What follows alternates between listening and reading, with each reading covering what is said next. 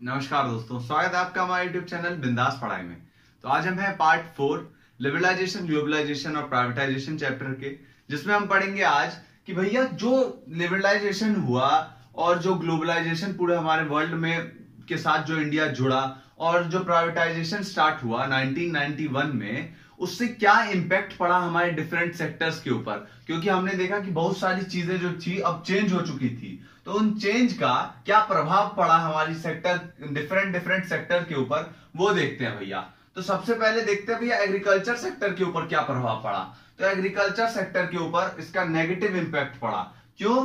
क्योंकि यहाँ पे हमने देखा था कि हमें पहले से ही डर था कि हमारे यहाँ के जो किसान हैं वो फेस नहीं कर पाएंगे कंपटीशन, बाहर के जो ग्रेन आएगा ना, बाहर से जो अनाज आएगा उसके साथ। अब उसके कारण क्या हुआ भैया, इन लोगों को सस्ते दाम पे बेचने लग गया, बेचना पड़ गया हमारे यहाँ के जितने भी किसान थे उनको।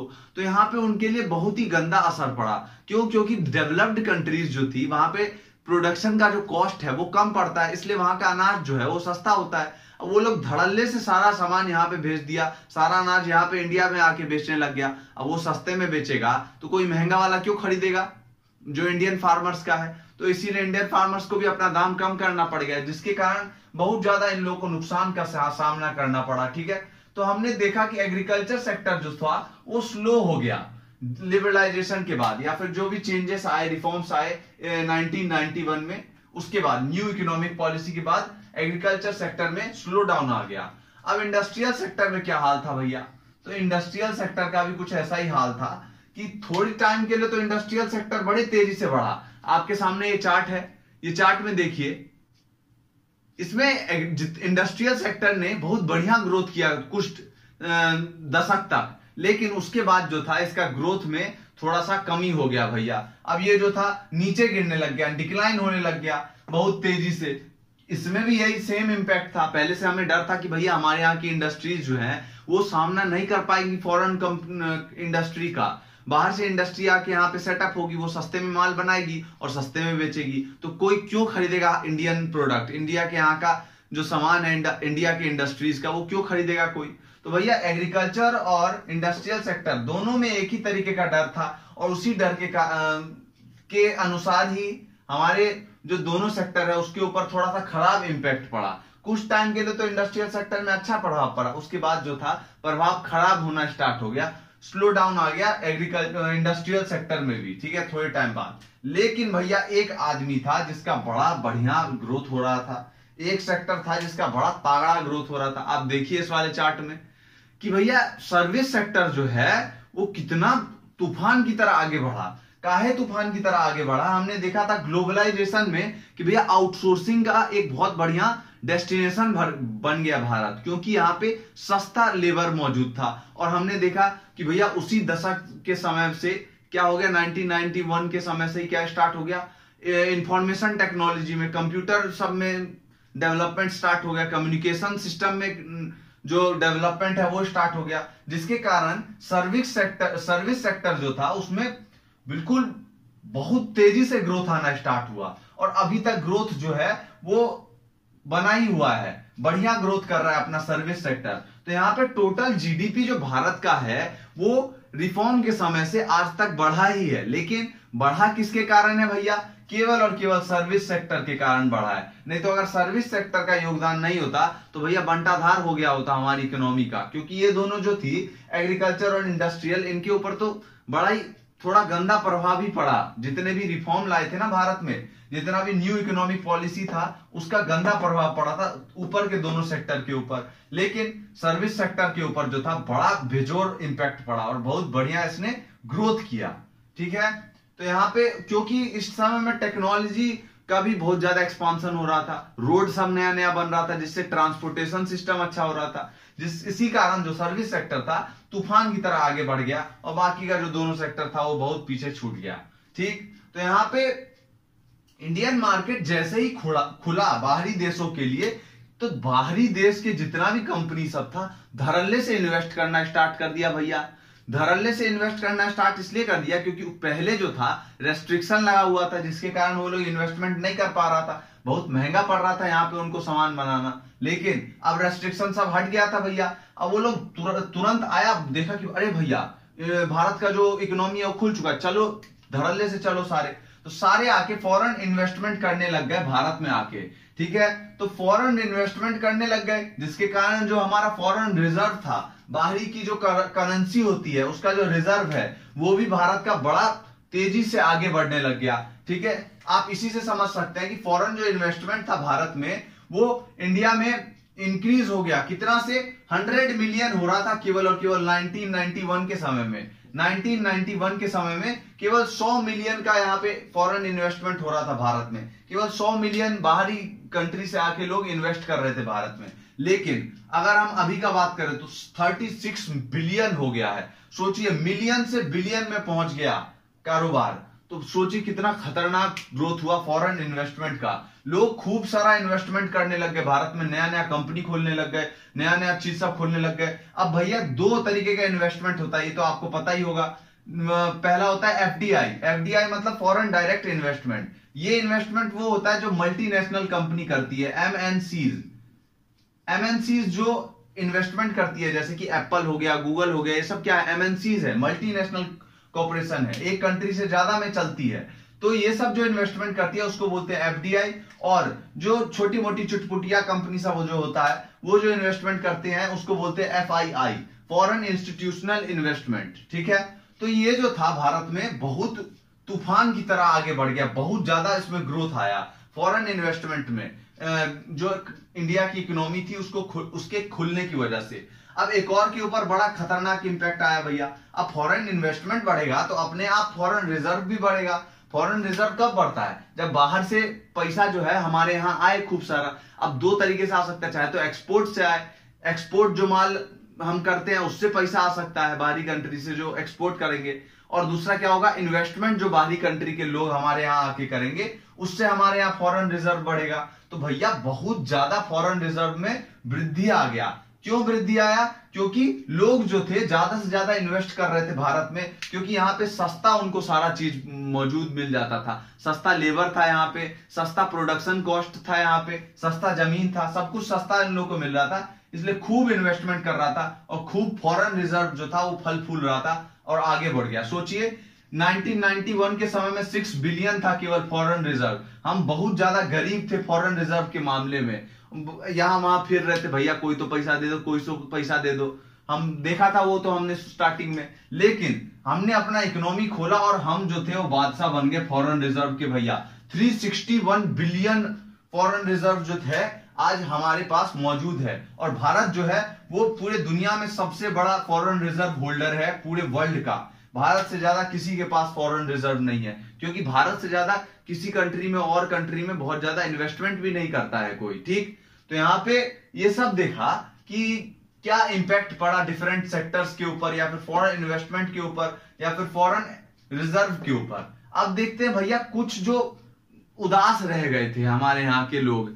अब काहे उदास रह गए थे? क्योंकि इसमें इन सब चीजों का तो विकास हुआ, लेकिन क्या हुआ, कुछ कुछ चीजों का विकास नहीं हो पाया। इससे बहुत ज्यादा नेगेटिव असर पड़ा कुछ कुछ चीजों के ऊपर। और जो लोग सोच रहे थे कि भैया नई नई इंडस्ट्रीज खुलेगी भारत में आके तो हमें एम्प्लॉयमेंट मिलेगा बढ़िया से, हमें और भी बहुत सारी चीजें मिलेगी, वो सब नहीं मिल पाया। तो क्या क्या नहीं मिल पाया इकोनॉमिक पॉलिसी के आने से, वो पढ़ते हैं अब, ठीक है।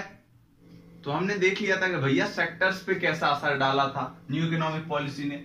आप पढ़ते हैं लिमिटेशंस जो कुछ थे, ठीक है, कुछ कमियां जो रह गई थी भैया, ठीक है। क्या कमियां रह गई थी? अब भैया लोग एक्सपेक्ट कर रहे थे कि न्यू इकोनॉमिक पॉलिसी आएगा, नया नया कंपनी सब बाहर से आएगा खूब सारा, वो क्या करेगा, यहाँ पे आके प्रोडक्शन करेगा और हम लोगों को एम्प्लॉयमेंट देगा अपनी कंपनी में। अब भैया लोगों का ये जो आस था वो टूट गया। जितना लोगों ने सोच रखा था ना कि एक्सपेक्टेड जितना था ग्रोथ कि भैया एम्प्लॉयमेंट सबको मिलेगा, उतना एक्सपेक्टेड ग्रोथ नहीं आया एम्प्लॉयमेंट में। उतना ज्यादा लोगों को एम्प्लॉयमेंट नहीं मिला एक न्यू इकोनॉमिक पॉलिसी के दौरान।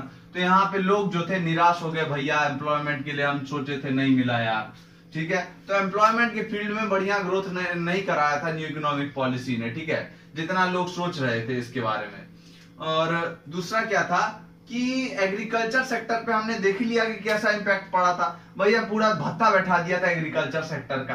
कैसे भत्ता बैठा दिया था कि नया नया जो बाहर से सामान आ रहा था वो बहुत ज्यादा सस्ता था, क्योंकि वो डेवलप्ड कंट्री से आ रहा था। ठीक है, तो वो जो सस्ता सामान था वो उसने क्या किया, हमारे यहाँ के फार्मर्स को मजबूर कर दिया कि वो भी अपना क्रॉप जो है वो सस्ता में बेचें, और सस्ते में बेचेंगे तो नुकसान तो होगा ही ना भाई उनको। ठीक है, तो यहाँ पे नुकसान हो रहा था फार्मर्स को। और दूसरा चोट ये भी दे दिया गवर्नमेंट ने, क्योंकि गवर्नमेंट का एक्सपेंडिचर बहुत ज्यादा था। गवर्नमेंट के आने वाले पैसे से जितना उसका आमदनी था गवर्नमेंट का, उससे ज्यादा गवर्नमेंट खर्च कर रहा था, जिसके कारण ये प्रॉब्लम आया था भैया, क्राइसिस जिसके कारण आया था 1991 में। तो गवर्नमेंट ने उसके बाद अपना जो खर्चा था वो बहुत ज्यादा कम कर दिया। लोगों को जो पहले सब्सिडीज देता था फार्मर्स को फर्टिलाइजर्स के ऊपर या फिर पेस्टिसाइड के ऊपर, वो सारा सब्सिडी जो था वो वापस ले लिया। बोला गवर्नमेंट अब भाई नहीं देंगे सब्सिडी, बहुत ज्यादा दिक्कत हो गया है। तो गवर्नमेंट का सब्सिडी हट गया। अब फार्मर्स बेचारा क्या करेगा, वो खरीदना पड़ रहा था उन लोगों को फर्टिलाइजर और पेस्टिसाइड, जिससे उनका जो कॉस्ट ऑफ प्रोडक्शन था वो बहुत ज्यादा बढ़ गया था। और यहाँ पे सस्ते में भी बेचना पड़ रहा था उन लोगों को अपना जो उपजाया है अनाज। तो यहाँ पे दोहरा चोट पड़ रहा था फार्मर्स को। इसीलिए जो इंडियन एग्रीकल्चर था उसमें बहुत ज्यादा नेगेटिव इंपैक्ट पड़ा, जो हमारा न्यू इकोनॉमिक पॉलिसी था उसके आने से। अब वैसे ही इंपैक्ट इंडस्ट्रियल सेक्टर पे भी घटिया ही पड़ा भैया। शुरुआत में तो थोड़ा बहुत ग्रोथ हुआ इंडस्ट्रियल सेक्टर में, लेकिन उसके बाद इंडस्ट्रियल सेक्टर का भी भत्ता जाम हो गया। ठीक, कैसे जाम हो गया, क्योंकि भैया इंडस्ट्रियल सेक्टर में भी भारत की जो इंडस्ट्री थी वो महंगे में सामान बना रही थी, क्योंकि वो नई नई उभरती हुई इंडस्ट्री थी। ठीक है, और बाहर से जो डेवलप्ड कंट्री से जो सामान आ रहा था बहुत ज्यादा सस्ता था, क्योंकि वहां की इंडस्ट्री तो पारंगत हो गई थी भैया बनाने में सामान को, सस्ते में सामान बना के और यहाँ पे इंडिया में भेज दे रही थी। तो जिसके कारण क्या हो रहा था भैया, इंडिया की इंडस्ट्री को अपना सामान सस्ते में बेचना पड़ रहा था, जिससे उनको लॉस का सामना भी करना पड़ रहा था। अब इसी कारण इंडस्ट्रियल सेक्टर में बहुत ज्यादा लोगों को लॉस हुआ। और भारत का जो सरकार था उसने अपना एक्सपेंडिचर कम कर दिया था। जो खर्चा कर रही थी गवर्नमेंट, चाहे रोड की डेवलपमेंट हो, ट्रांसपोर्टेशन हो और बढ़िया बढ़िया इंफ्रास्ट्रक्चर तैयार करना हो, तो उस पर खर्चा कम कर रही थी गवर्नमेंट, जिसके कारण इन लोगों को जो बढ़िया इंफ्रास्ट्रक्चर चाहिए होता है इंडस्ट्री को डेवलप करने में, वो नहीं मिल पा रहा था। तो इन लोगों को भी दो तरीके से चोट मिल रहा था। एक तो गवर्नमेंट ने एक्सपेंडिचर का कम कर दिया था, इन लोगों का इंफ्रास्ट्रक्चर का डेवलपमेंट ही नहीं हो रहा था जिससे वो इंडस्ट्री में डेवलपमेंट करें भैया अपनी। और दूसरा क्या था, वहां से सस्ता सस्ता सामान आ रहा था, जिसके कारण इन लोगों को भी सस्ता में सामान बेचना पड़ रहा था। तो यहाँ पे दोहरा इन लोगों को भी चोट पड़ रहा था, एग्रीकल्चर सेक्टर की तरह ही। ठीक है, तो इन लोगों का भी भत्ता जो था वो जाम ही हो गया था ये न्यू इकोनॉमिक पॉलिसी आने के कारण। ठीक है, शुरुआत में थोड़ा दशक तक इसने बढ़िया परफॉर्म किया इंडस्ट्रियल सेक्टर ने, लेकिन फिर इसने अपना रंग रूप दिखाना स्टार्ट कर दिया एग्रीकल्चर सेक्टर की तरह। अब डिसइन्वेस्टमेंट जो गवर्नमेंट कर रहा था, गवर्नमेंट सेक्टर कंपनी को बेच के प्राइवेट सेक्टर के हाथ में और पैसा जो ले रहा था, उससे भैया क्या गवर्नमेंट जो क्या करता है कि हर साल अपना एक अमाउंट फिक्स कर देता है कि इतना का जो है हम शेयर जो है वो प्राइवेट को बेच देंगे अपना गवर्नमेंट सेक्टर का। अब भैया शुरुआत में जो था, आप इसी से इमेजिन कर सकते हैं, शुरुआत में कितना था ये 2000 करोड़। ठीक है, 2000 करोड़ के अप्रोक्स में था। अब गवर्नमेंट ने क्या किया, थोड़ा साल ही बाद 1991 में था 2000 करोड़, और अब 2020 के समय में, 2015 के समय में कितना हो गया वो, 2015 के समय में उसको 1 लाख करोड़ कर दिया भैया। अब 1 लाख करोड़ का जो प्रॉपर्टी है गवर्नमेंट का, गवर्नमेंट कंपनीज का, वो बेच देता है गवर्नमेंट। शेयर जो है गवर्नमेंट कंपनी का वो बेच देता है गवर्नमेंट, और उससे जो पैसा आता है वो क्या करता है, गवर्नमेंट अगर डेवलपमेंट में खर्च करे तो थोड़ा अच्छा भी लगता है भैया पब्लिक को कि हमारे लिए रोड बना रहा है, ये बना रहा है, फलाना ढिमकाना, इन सारा बहुत सारा चीज सब कर रहा है। लेकिन गवर्नमेंट ये जो 1 लाख करोड़ है वो किस में खर्च कर रहा है, अपना जो कर्ज है उसको लौटाने में खर्च कर रहा है। अब इससे पब्लिक को कोई फायदा ही नहीं हो रहा है भैया। तो ये जो डिसइन्वेस्टमेंट है, जो गवर्नमेंट सेक्टर का जो अपना कंपनी है वो बेच देना प्राइवेट सेक्टर के हाथ में, ये बहुत खराब है भैया। देखा जाए, अगर बढ़िया से देखा जाए तो ये खराब है। क्यों? क्योंकि गवर्नमेंट अपना जो एसेट है, एसेट मतलब कि जितना उसके पास जायदाद है उसमें कमी कर रहा है, जिसके कारण गवर्नमेंट का नुकसान हो रहा है यहाँ पे। ठीक है, तो अब लास्ट टॉपिक देखते हैं अपना, जो है रिफॉर्म एंड फिस्कल पॉलिसी। तो गवर्नमेंट ने क्या किया था भैया, गवर्नमेंट ने अपना आमदनी बढ़ाने के लिए जो टैक्स था उसके रेट में कमी कर दी थी। सोचा था कि भैया टैक्स की रेट में कमी कर देंगे तो टैक्स की चोरी कम होगी। तो भैया जो चोर होता है वो तो चोरी करेगा ही, चाहे आप जितना भी कम कर लो। तो भैया गवर्नमेंट ने जो ये पैतरा अपनाया था जिससे उसका आमदनी बढ़ जाए, वो फेल हो गया। जो टैक्स जो आ रहा था, टैक्स से जो आमदनी हो रही थी उसमें कोई वृद्धि नहीं हुई, कोई बढ़ोतरी नहीं हुई, जिसके कारण गवर्नमेंट ने क्या किया, जो एक्सपेंडिचर था पब्लिक वेलफेयर पे, जो गवर्नमेंट एक्सपेंडिचर कर रही थी पहले, उसको कम कर दिया। क्योंकि गवर्नमेंट ने बोला भैया कर्जा लेके हम वेलफेयर करेंगे, इससे अच्छा वेलफेयर करते ही नहीं है, ठीक है, अपना खर्चा जो है, एक्सपेंडिचर जो है वो कम कर देते हैं, क्योंकि हमारा आमदनी हो ही नहीं रहा है भैया कहीं से। क्यों? क्योंकि टैरिफ से पहले कमा रहा था पैसा, टैरिफ, हाई टैरिफ चार्ज कर रहा था इंपोर्ट के ऊपर, अब वो भी इंपोर्ट के ऊपर टैरिफ भी उसने कम कर दिया था लिबरलाइजेशन के तहत। तो यहाँ पे गवर्नमेंट ने अपने वेलफेयर स्कीम जितनी भी थी, जैसे कि सब्सिडी प्रोवाइड करना फार्मर्स को और इंडस्ट्रीज को थोड़ा सस्ता रेट पे लोन बांटना, 50 तरीके का पॉलिसी था, उन सब में खर्चा करना बंद कर दिया, ठीक है। और यहाँ पे गवर्नमेंट एक चीज में कामयाब जरूर हुआ था, न्यू इकोनॉमिक पॉलिसी में प्राइस जो बहुत ज्यादा बढ़ गया था ना इकोनॉमिक क्राइसिस के समय में, उस प्राइस को कंट्रोल कर लिया गवर्नमेंट ने न्यू इकोनॉमिक पॉलिसी लाने के बाद, ठीक है। तो यहाँ पे एक चीज अच्छा हुआ था, बाकी यहाँ पे हमने सारे लिमिटेशंस देख लिए, क्या क्या खराबी हुआ था, किस किस चीज के ऊपर क्या क्या इंपैक्ट पड़ा था, ठीक है। तो यहाँ पे इस चैप्टर में केवल इतना ही था, बड़ी आसानी से हमने पूरा चैप्टर खत्म कर लिया। और अगर आपको वीडियोस पसंद आई हो तो प्लीज वीडियो को लाइक कीजिए, शेयर करिए एंड चैनल को सब्सक्राइब करिए। धन्यवाद।